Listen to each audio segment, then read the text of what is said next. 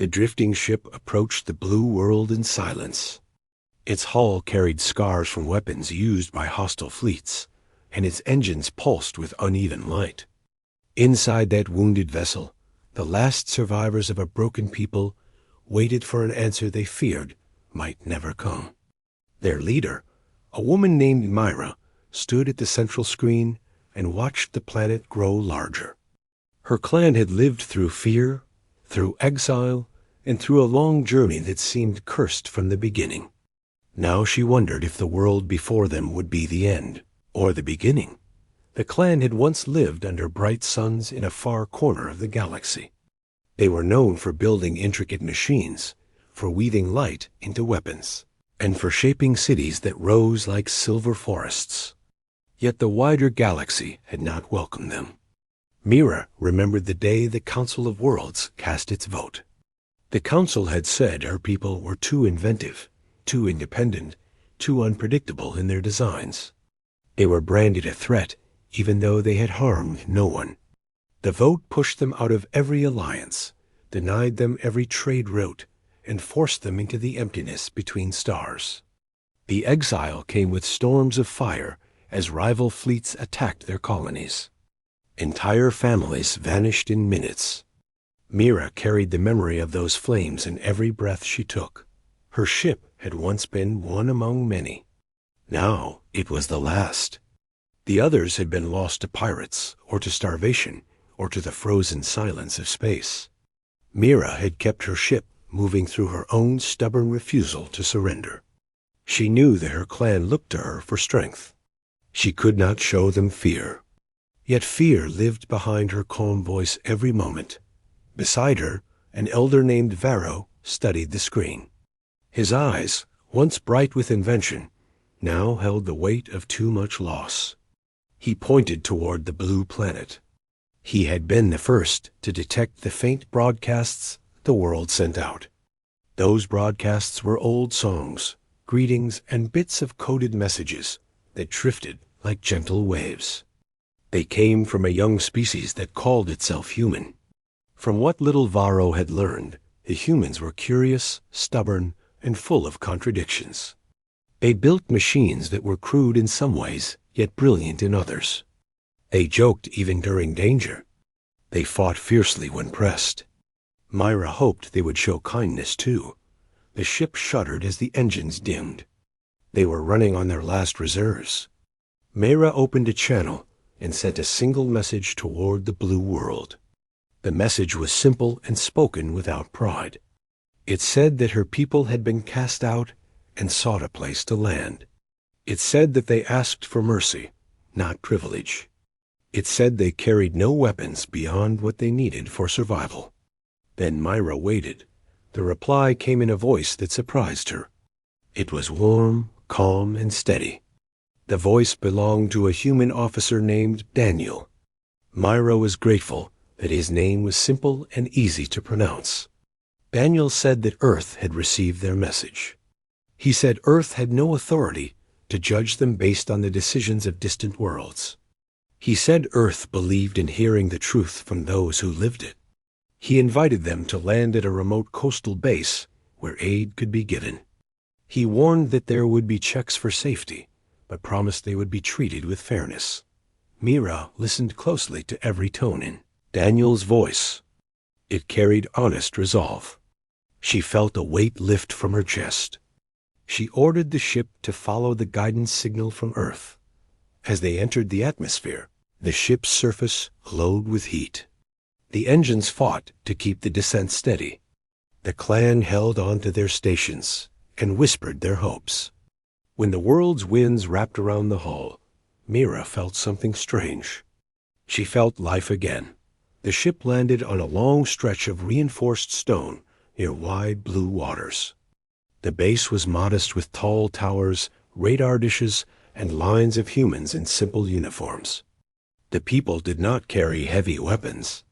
Instead, they held scanners and packs of tools. Mira recognized caution, not hostility. She stepped out of the ship with Varro beside her. The air tasted rich and soft. The sky carried clouds like white sails. She had forgotten how beautiful a sky could be. Daniel stood ahead of the group. He was tall, dressed in plain dark clothing, and wore a badge on his chest. His hair moved in the sea breeze. He lifted his hand in greeting. Myra studied him.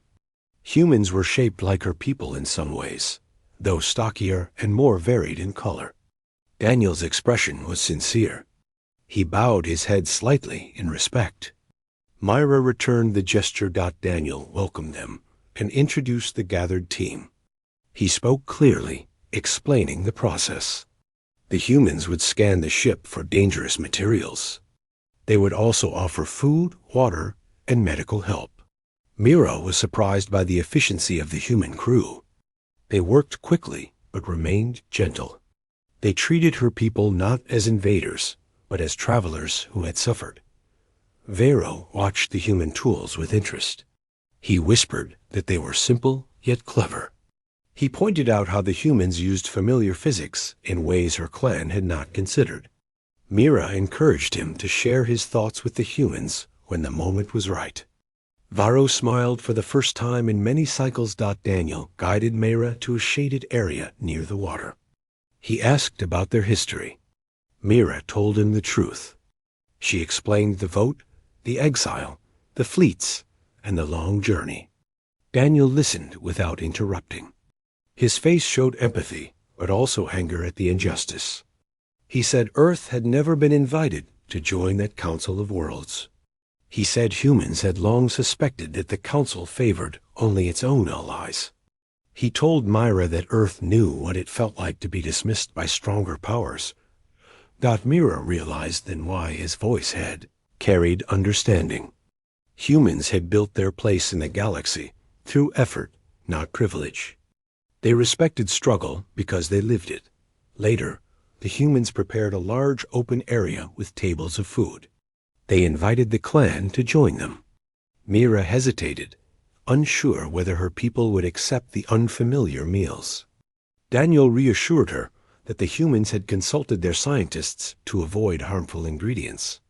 Myra chose to trust him. She tasted a small fruit that was soft and sweet. It reminded her of childhood mornings on her lost home. Tears threatened her eyes, but she held them back. The clan sat among the humans. Laughter rose. Curiosity replaced fear.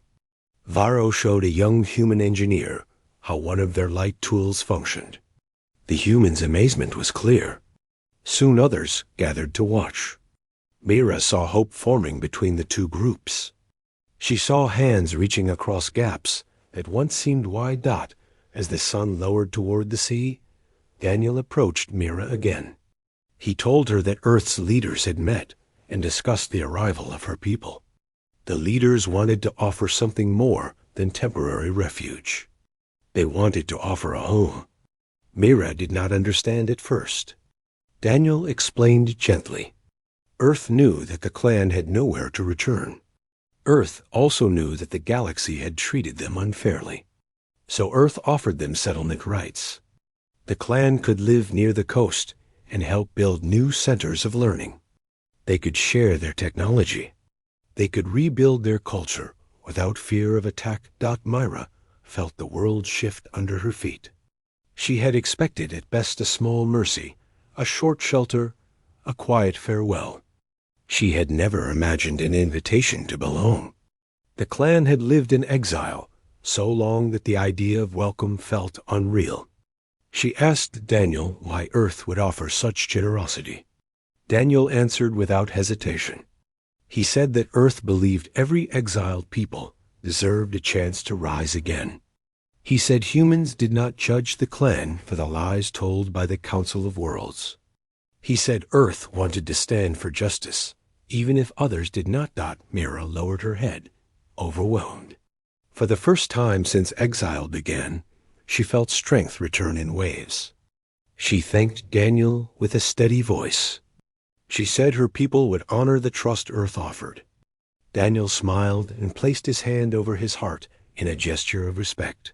The following days passed with swift activity. The humans brought machines to help repair the clan's ship. They assigned housing for the families. They offered medicine that healed wounds Myra had carried since the last battle. The clan responded with equal generosity. Varro designed new tools that combined human metals with clan-light structures. Young members of the clan taught children of the base how to use harmless energy cubes. The base soon echoed with shared learning. Mira spent much of her time with Daniel. They planned how her clan could grow their new settlements. They talked about ethics, culture, and the balance between strength and compassion. Myra found Daniel's honesty refreshing. He asked questions not to judge, but to understand. She admired how humans valued both bold action and deep reflection. One evening, as they walked near the water, Daniel told Mira something that lingered in her thoughts. He said that humans had a saying. When someone found a new home after loss, they were no longer shaped by exile, but by resilience. Myra repeated the word resilience. It felt right. It felt like a promised dot as weeks turned into months. The clan built new structures along the coast. Their buildings rose in arcs of silver and blue. Humans visited often, eager to learn.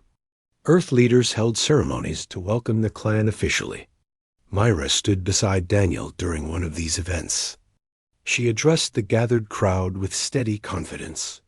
She spoke of loss, endurance, and hope. She declared that Earth had given her people more than shelter. It had given them dignity. The crowd erupted in applause. Daniel looked at Mira with pride. She realized that her people were no longer drifting shadows. They were part of,